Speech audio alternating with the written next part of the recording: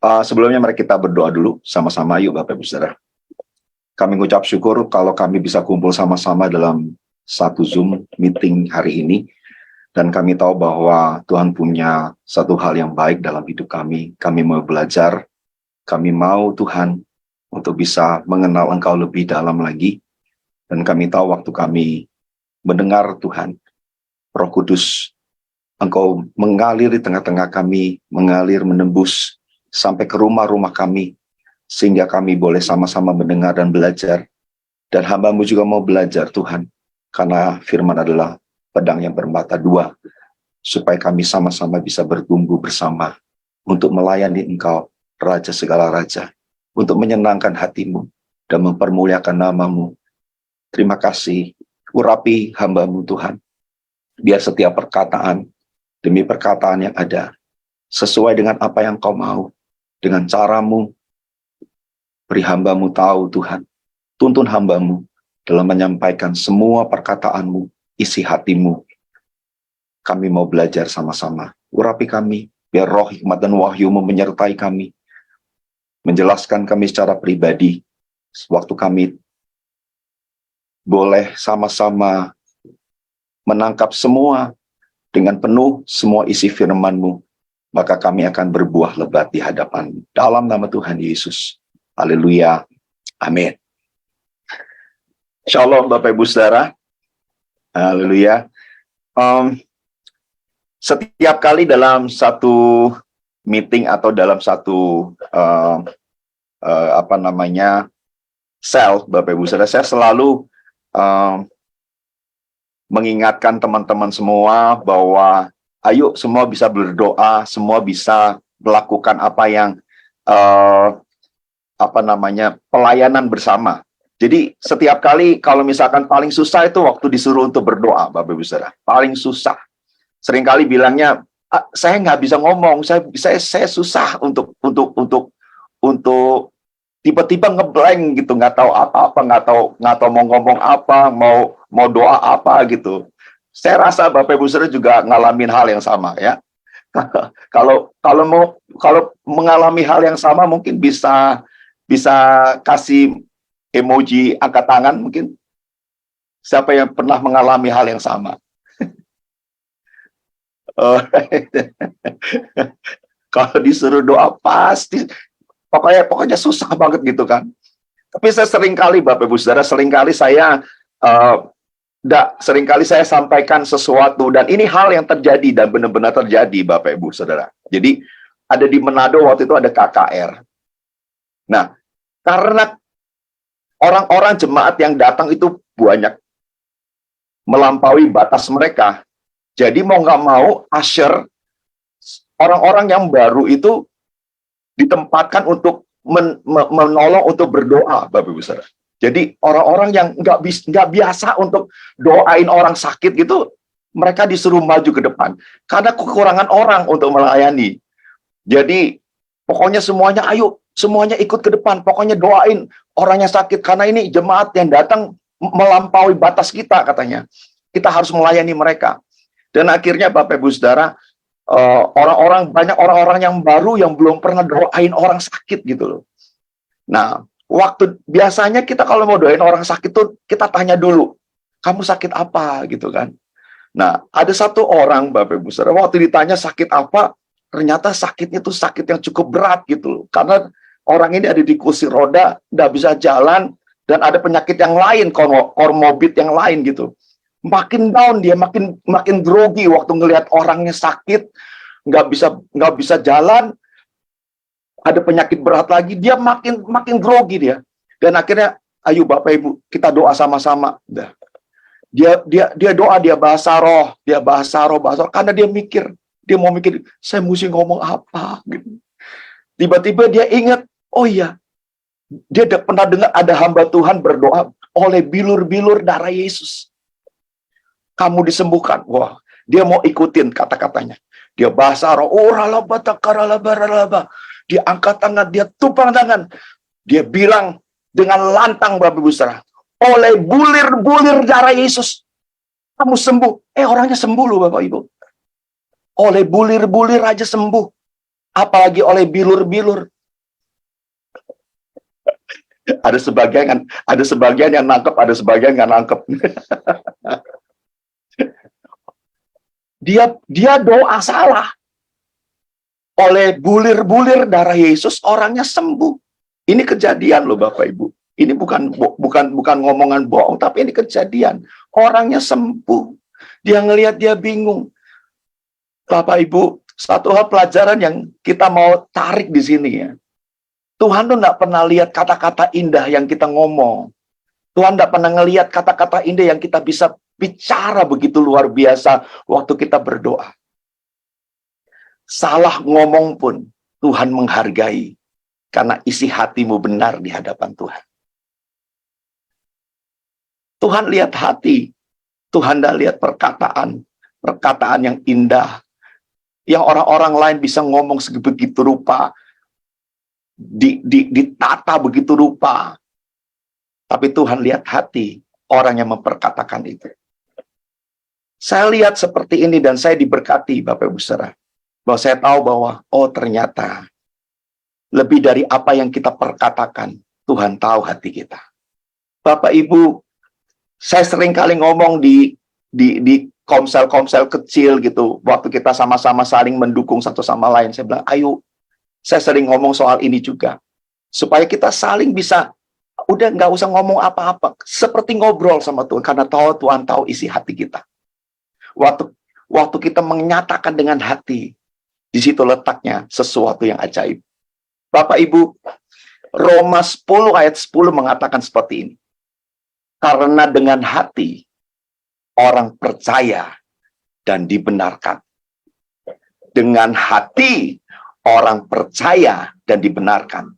Waktu saya lihat di terjemahan yang lain, Bapak Ibu Saudara, saya lihat di terjemahan King James Version. King James bilang begini, percaya. King James mengatakan believe, bukan trust. Tapi King James mengatakan percaya itu dengan kata-kata believe. Lalu saya coba lihat, apa sih bedanya believe dengan trust? Saya coba lihat di dictionary. Saya lihat Oxford Dictionary bilang begini, Bapak Ibu Saudara. Kalau believe itu artinya adalah menerima sesuatu hal sebagai hal yang benar meskipun tanpa ada buktinya. Berarti kalau believe itu kamu percaya tapi kamu tidak lihat ada buktinya. Ini keren banget bahwa dengan hati orang percaya, walaupun kamu tidak bisa lihat, kamu nggak tahu ke depannya kayak apa, kan kamu dibenarkan Tuhan. Dan saya lihat coba trust bedanya apa. Ternyata trust adalah menunjukkan kepercayaan akan kemampuan seseorang atau sesuatu. Berarti kalau trust, saudara bisa lihat dulu sesuatu, lalu saudara percaya itu. Tapi believe berbeda. Kalau saudara bilang believe, dengan hati orang percaya, believe, dan dibenarkan. Sebab Bapak Ibu saudara percaya, tapi saudara Ibu nggak tahu dan nggak melihat bukti yang ada di depan. Itu keren banget. Dan Tuhan lihat hati itu. Kita coba lihat Bapak Ibu saudara di Matius 26 ayat 31.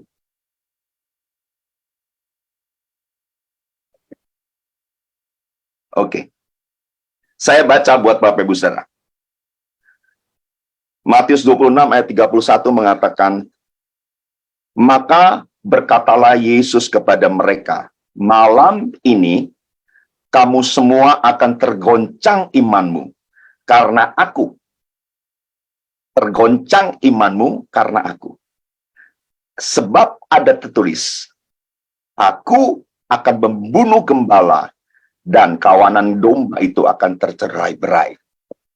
Ada sesuatu yang buat saya ini, jadi sebelum Tuhan itu disalibkan, ditangkap, tapi Tuhan udah memperkatakan dulu kepada murid-muridnya, Bapak Ibu, bahwa imannya akan tergoncang.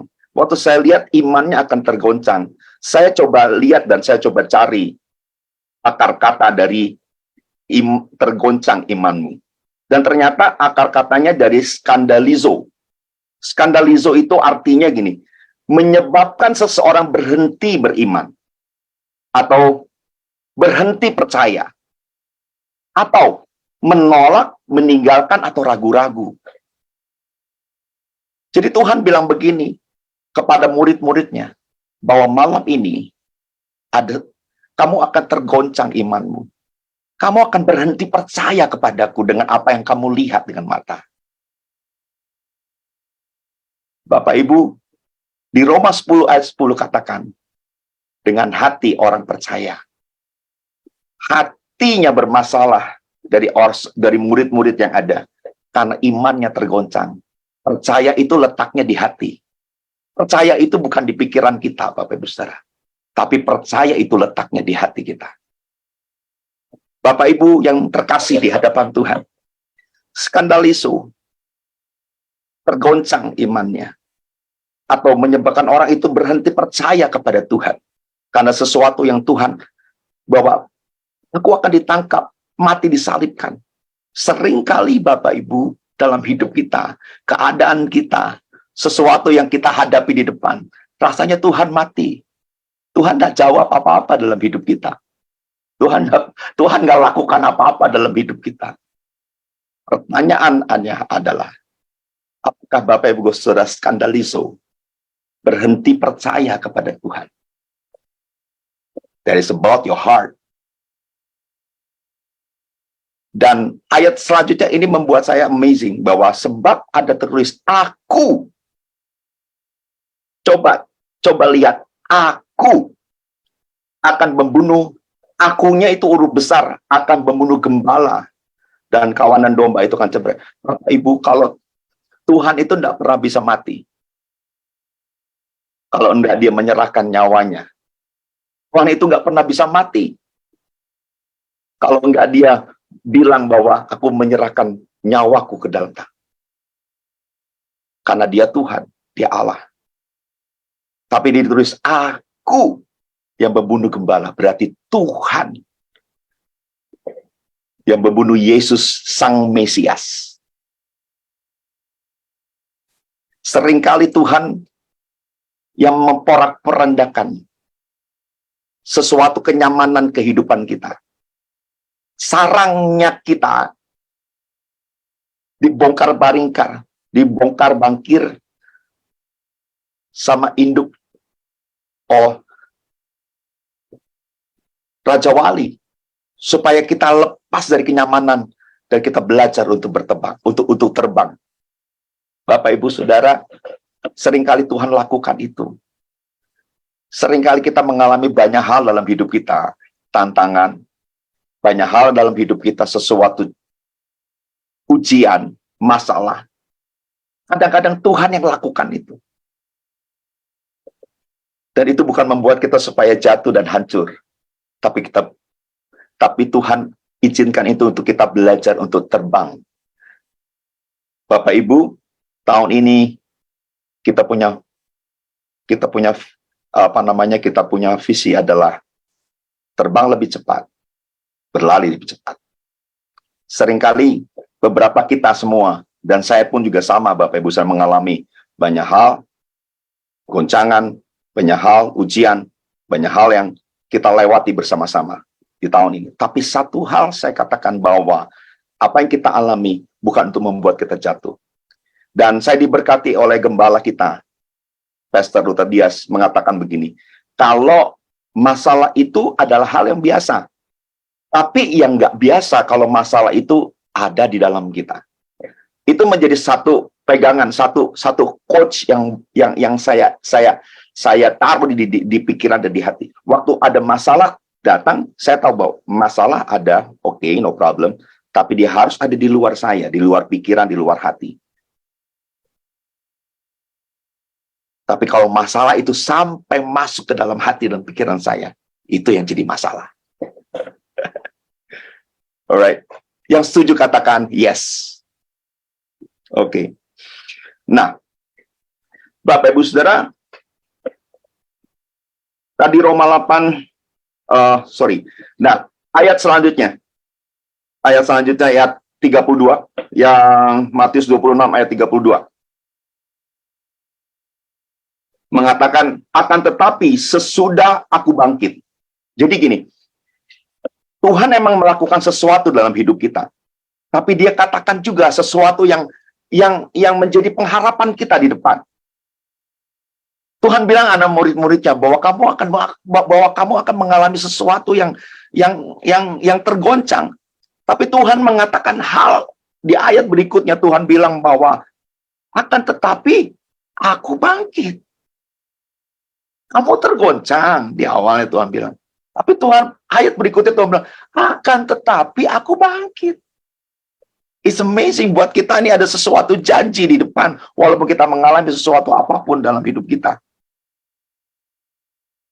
Dan ayat selanjutnya lagi ini luar biasa lagi. Aku bangkit. Aku akan mendahului kamu ke Galilea. Bapak Ibu yang dikasihi Tuhan, ini amazing buat saya. Saya percaya ayat ini enggak hanya sekedar begitu lewat saja. Tapi ini ayat itu punya arti yang begitu dalam kehidupan setiap kita orang percaya. Dan saya percaya bahwa Galilea ini ada sesuatu yang penting yang Tuhan mau kita belajar di sana. Saya waktu itu ditugaskan untuk melayani di Healing and Prophecy sama gembala kita. Dan begitu start ditugaskan, saya juga start untuk bergumul dan berdoa. Karena buat saya kalau untuk khotbah itu nggak bisa main-main, Bapak Ibu Saudara. Saya harus mau belajar. Saya mau belajar dan diberkati lewat apa yang saya pelajari. Dan saya mau berbicara bukan hanya sekedar kosong, tapi saya mau mengalaminya. Karena firman itu adalah firman bermata dua. Saya harus belajar dan kita harus belajar. Bukan hanya sekedar Bapak Ibu yang belajar, saya enggak. Tapi saya juga mau belajar. Saya juga mau diberkati lewat firman yang saya sampaikan. Bapak Ibu, saya doa Tuhan, apa yang saya mesti sampaikan. Tiba-tiba Tuhan bilang begini, apa yang aku lakukan sebelum aku terangkat ke surga. Dan Tuhan bilang lagi, waktu saya udah pelajari semua, oke. Dan Tuhan bicara lagi gini, coba lihat Petrus. Bapak Ibu, kalau kita lihat lagi di ayat ke-33, Matius 26 ayat 33.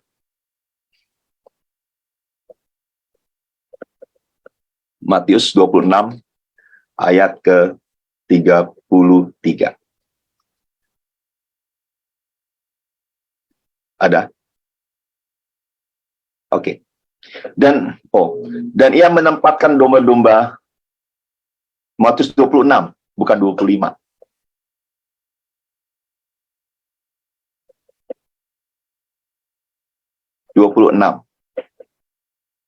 Matius 26 ayat 33. Petrus menjawabnya, biarpun mereka semua tergoncang imannya, karena engkau, aku sekali-sekali tidak. Ayat 34.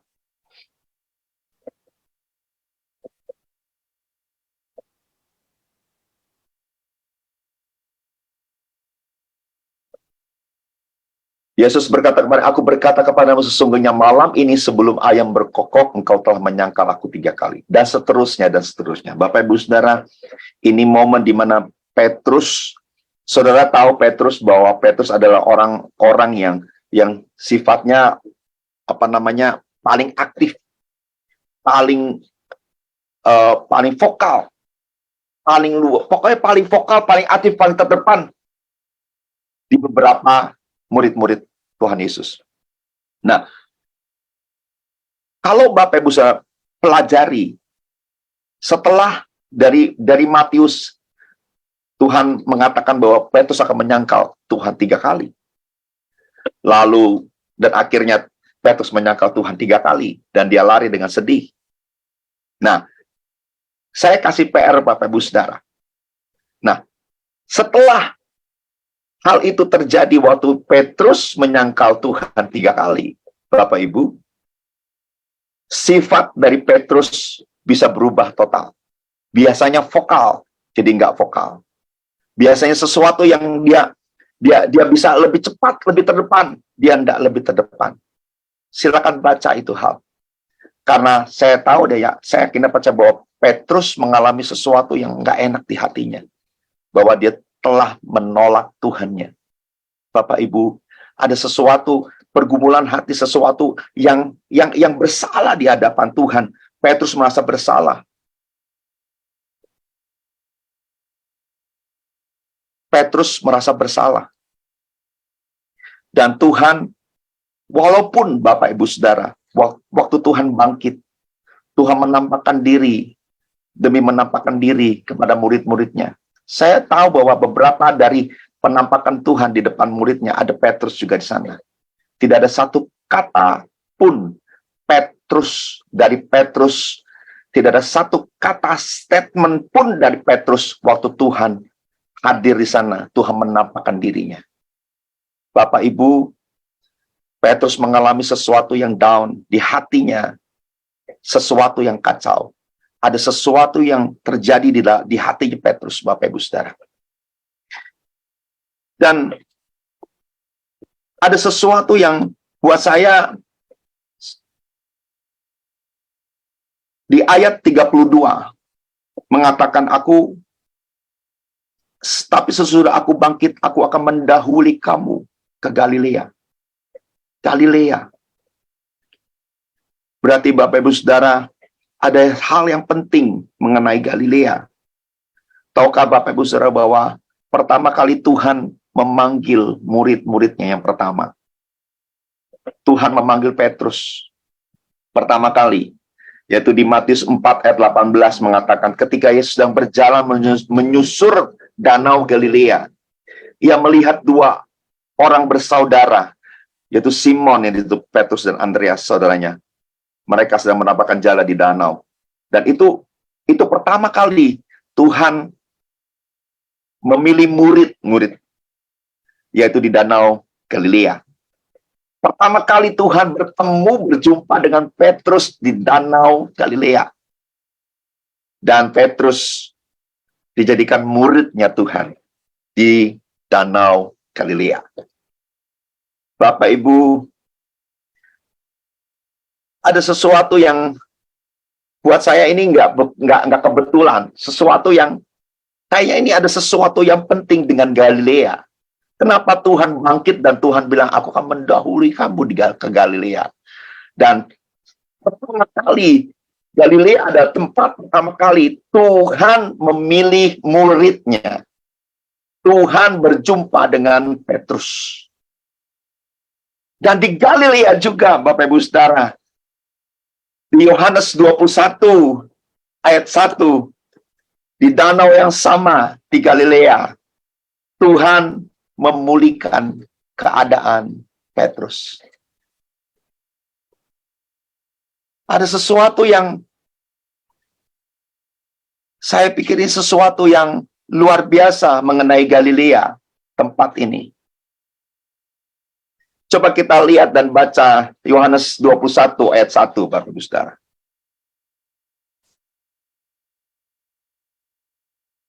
Yohanes 21 ayat 1 bilang begini, kemudian Yesus menampakkan diri lagi kepada murid-muridnya di pantai Danau Tiberias. Danau Tiberias bisa dikatakan juga Danau Galilea. Danau Tiberias, Danau Galilea, Danau Kirenet, Danau Genesaret, itu sama Bapak Ibu Saudara. Cuma beda di area lokasi-lokasi yang ada. Tapi tetap sama, itu merupakan Danau Galilea. Nah, ayat kedua bilang gini, di pantai itu berkumpul Simon Petrus, Thomas yang disebut Didimus, Nathanael dari Kana yang di Galilea, anak-anak Zebedeus, dan 2 orang murid yang lain. Ayat ketiga bilang, kata Simon Petrus kepada mereka, aku pergi menangkap ikan. Kata mereka kepadanya, kami pergi juga dengan engkau. Mereka berangkat lalu naik perahu. Tapi malam itu mereka tidak menangkap apa-apa. Bapak Ibu Saudara, ada sesuatu yang hal yang membawa mereka kembali kepada kehidupan yang lama. Mereka mengalami sesuatu dalam hati mereka.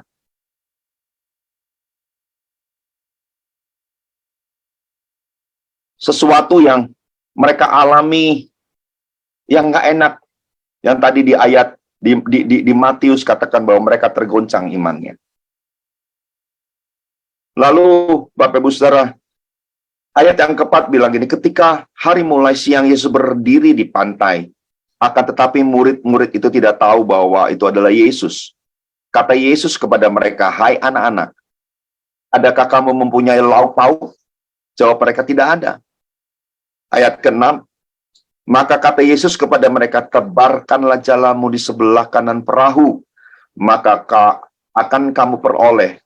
Lalu mereka menebarkannya, dan mereka tidak dapat menariknya lagi karena banyaknya ikan.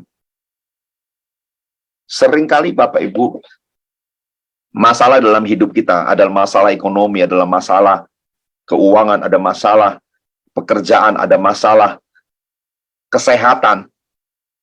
Masalahnya bukan di masalah yang kita hadapi itu, seringkali masalahnya adalah hati.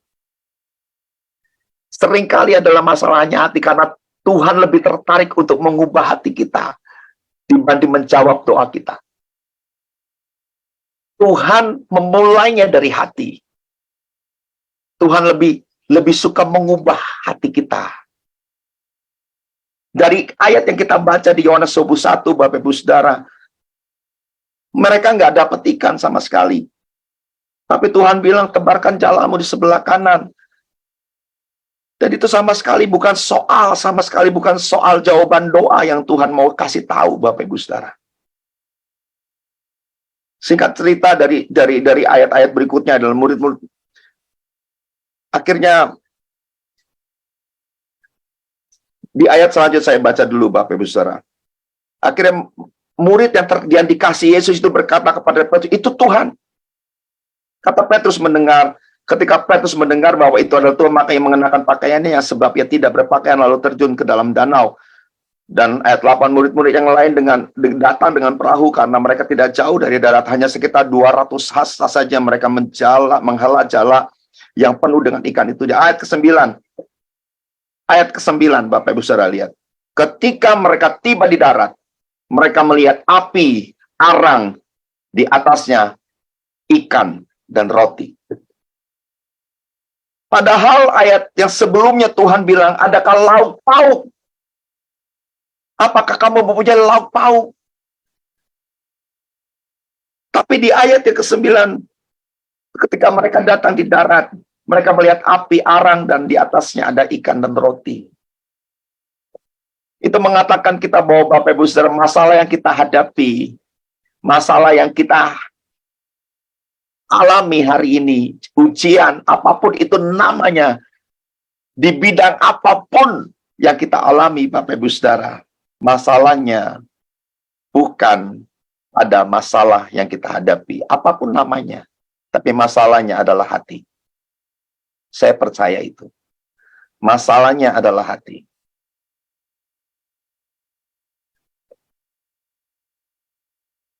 Dan seterusnya, lalu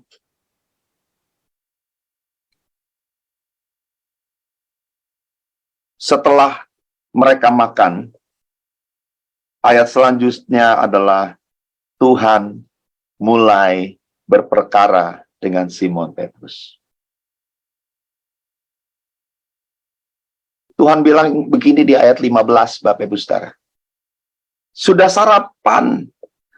sarapan, Yesus berkata kepada Simon Petrus, Simon, anak Yohanes, apakah engkau mengasihi aku lebih daripada mereka ini? Jawab Petrus kepada, benar Tuhan, Engkau tahu bahwa aku mengasihi engkau. Kata Yesus kepada mereka, gembalakan domba-dombaku. Kalau saya mau ngomong sesuatu yang terjemahan bebas dari kata-kata saya, Bapak Ibu Saudara, mungkin Tuhan bilang begini, Simon anak Yohanes. Tadi kita lihat Bapak Ibu Saudara bahwa terguncang iman itu adalah menjadi tidak percaya, menjadi kurang percaya, menjadi tidak mau mempercayai lagi. Terguncang imannya atau skandalizo, artinya tidak mau percaya, menolak, meninggalkan. Mungkin kalau saya mau kata-kata bebas, Tuhan bilang begini sama Petrus, Petrus, maukah kamu mengasihi aku, walau kamu tidak lihat apapun di depan kamu? Maukah kamu mengasihi aku sampai kamu mati, tanpa kamu melihat jawaban apapun? Mungkin Tuhan juga mengatakan hal itu kepada kita. Apakah kamu mau mengasihi aku tanpa batas, walaupun kamu permasalahanmu belum dijawab aku? Tuhan bilang dalam Yohanes 21, Petrus bilang, Tuhan tahu aku mengasihi engkau. Tapi Tuhan bilang sekali lagi, Petrus, apakah engkau mau mengasihi aku sampai detik terakhir dalam hidupmu, walaupun kamu tidak melihat sesuatu apapun dalam hidup? Petrus menjawab lagi kepada Tuhan, Tuhan, kau tahu aku mengasihi engkau. Dan terakhir Bapak Ibu Saudara, Tuhan memperkatakan hal yang sama. Dan akhirnya Petrus bilang, Tuhan tahu semuanya. Bapak Ibu, kembali lagi waktu saya bilang Galilea. Saya menjadi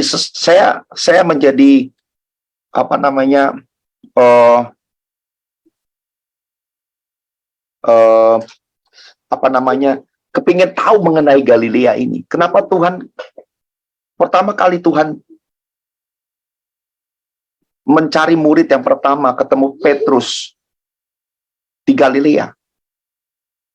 Dan kenapa yang kedua Tuhan bilang bahwa setelah aku bangkit, aku akan datang mendahului kamu ke Galilea? Dan kenapa juga Petrus dan murid-murid yang lain, mereka berjumpa lagi dengan Tuhan, dan Petrus dipulihkan Tuhan di Galilea? Saya cari, dan akhirnya saya mendapatkan, Bapak Ibu Saudara, Galilea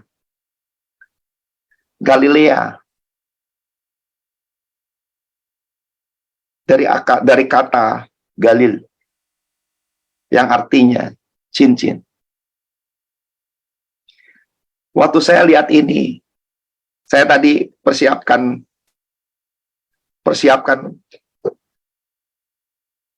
pelajaran ini, Bapak Ibu Saudara, firman ini, dan saya pun jadi nangis. Waktu saya siap ini, saya nggak sadar bahwa saya nangis. Waktu saya tahu bahwa Galilea artinya cincin. Bapak Ibu, pertama kali Tuhan ketemu Petrus,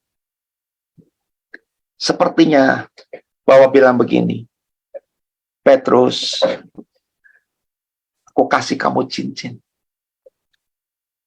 Pertama kali Tuhan pilih Petrus. Cincin adalah komitmen, Bapak Ibu Saudara. Cincin adalah tanda cinta seseorang. Cincin bukannya sekedar sesuatu mainan, tapi cincin itu juga meterai, kuasa. Waktu saudara diberikan cincin, waktu saudara menikah, itu komitmen sampai mati. Waktu saudara diberikan cincin, waktu saudara menikah, itu tanda cinta seorang wanita atau cinta seorang pria kepada bapak atau ibu. Lambang cincin bukan lambang sesuatu yang anak-anak, tapi sesuatu yang dewasa. Komitmen sampai akhir. Komitmen sampai ajal terakhir. Saya lihat ini dan saya nangis. Dan ternyata Bapak Ibu, waktu Petrus ketemu Tuhan, Tuhan dan ketemu Petrus. Tuhan meminang Petrus. Petrus, kamu jadi penjala manusia, bukan penjala ikan. Bapak Ibu yang dikasihi Tuhan, kekristenan istilahnya nggak pernah bilang anak yang murtad. Tapi kekristenan selalu bilang anak yang hilang. Nggak pernah bilang anak yang murtad. Tapi kekristenan bilang anak yang hilang. Karena satu kali kamu akan balik lagi. Tuhan nggak pernah buang kita. Bapak Ibu yang dikasihi Tuhan, yang mengasihi Tuhan, yang menerima Tuhan sebagai juru selamat, Tuhan nggak pernah tinggalin kita, buang kita, apapun juga dalam kehidupan kita. Walaupun hari ini Bapak Ibu mengalami banyak hal, tantangan, sesuatu yang tidak enak. Mungkin orang bilang, ini dosa kamu. Seringkali orang pakai bilang, ini dosa kamu. Tapi itu gak masalah dosa. Tapi masalahnya hati. Masalahnya, Tuhan mau rubah hati kita. Bisa begitu, Pak. Tiba-tiba saya ada baca ayat ini, Bapak Ibu Saudara. Saya bacakan buat Bapak Ibu. Yesaya 6 ayat 10. Yesaya 6 ayat 10 bilang begini. Buatlah hati bangsa ini keras. Buatlah hati bangsa ini keras. Dan buatlah telinganya berat mendengar. Dan buatlah matanya melekat tertutup. Tapi yang pertama, Yesaya menulis, buatlah hati bangsa ini keras. Bukan duluan telinga atau bukan duluan mata yang tertutup, telinga yang tidak mendengar. Tapi Tuhan kasih. Pertama-tama Yesaya mengatakan, buatlah hati bangsa ini keras. Dan tahukah saudara, selanjutnya Tuhan bilang begini, supaya jangan mereka melihat dengan matanya, dan mendengar dengan telinganya, dan mengerti dengan hatinya. Lalu berbalik dan menjadi sembuh. Understanding with your heart. Pengertian itu dari hati, bukan dari sini, Bapak Ibu Saudara. Waktu Bapak Ibu mengerti akan caranya Tuhan, mengerti akan maunya Tuhan dalam hidup kita untuk mengubah hidup kita, mengubah hati kita. Waktu saudara mengerti Tuhan sedang memproses hati kita, terus sedang memproses hati kita supaya berubah.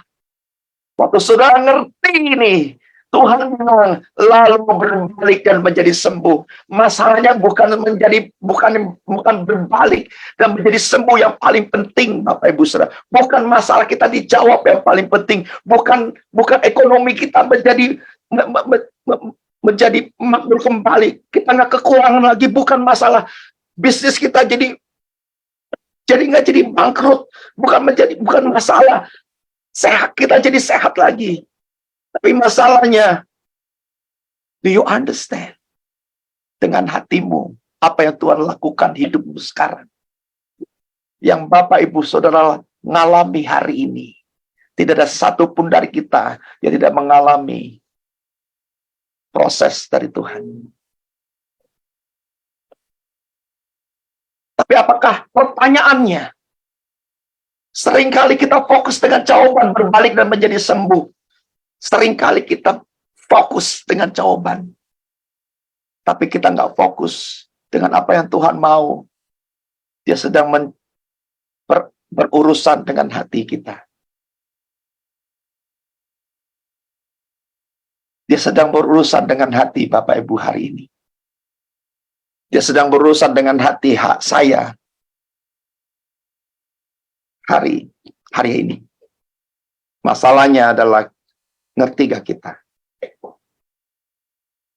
Waktu saudara, Bapak, Ibu, saudara mengerti, Tuhan sedang mengubah hati kita.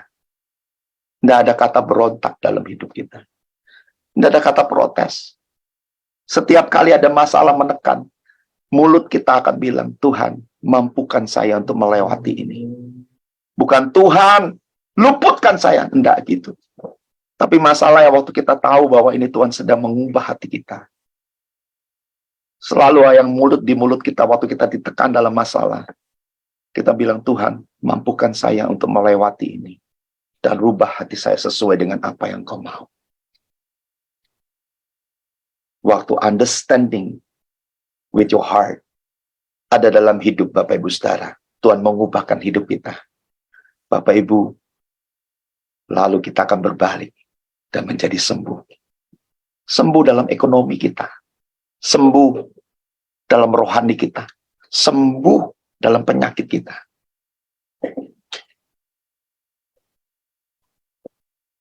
Amazing. Tuhan itu luar biasa. Buat Tuhan untuk menjawab kita terlalu gampang dan mudah.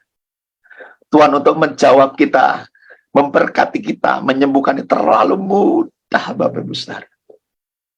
Terlalu mudah. Dia Allah yang hebat. Dia Allah yang besar, dia Allah yang luar biasa. Terlalu mudah buat kita. Buat Tuhan maksud saya. Tapi masalahnya terlalu sulit buat Tuhan. Kadang-kadang karena ada free will dalam hidup kita. Kitanya terlalu bebal untuk mau dirubah Tuhan. Bapak ya dikasih Tuhan.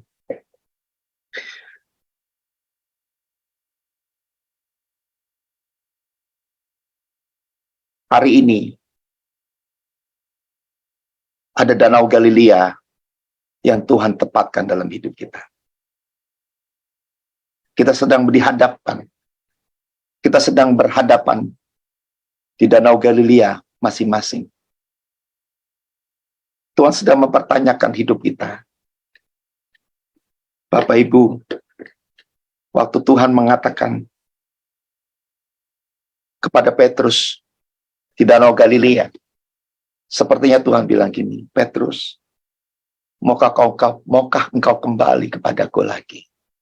Kembali mempercayai aku. Galilea ada ring, ikatan. Tuhan sedang mempertanyakan Petrus, maukah kamu balik kepadaku? Dan hari ini Bapak Ibu hal yang sama, Tuhan juga akan mempertanyakan dalam hidup kita. Mari kita berdoa sama-sama Bapak Ibu. Malam hari ini Tuhan, Engkau yang tahu seluruh kehidupan kami. Kami percaya apa? Kami percaya Tuhan. Sewaktu Engkau memilih kami menjadi orang yang percaya kepadamu. Di saat itulah Tuhan, Engkau menaruh cintamu, komitmenmu dengan kami. Menjadi orang yang tidak pernah ditinggalkan Tuhan, barang sedetik pun. Dan kami tahu, Tuhan tidak pernah tinggalin kami. Satu detik pun tidak pernah meninggalkan kami. Dan kami juga tahu bahwa Tuhan, walaupun kami jauh dari Tuhan, mungkin hari ini ada beberapa yang jauh dari Tuhan.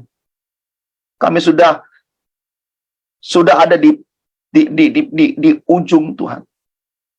Sepertinya kami rohani. Tapi kami enggak ngerasain Tuhan lagi. Tapi tidak ada cinta kepada Tuhan lagi dalam hati kami. Sepertinya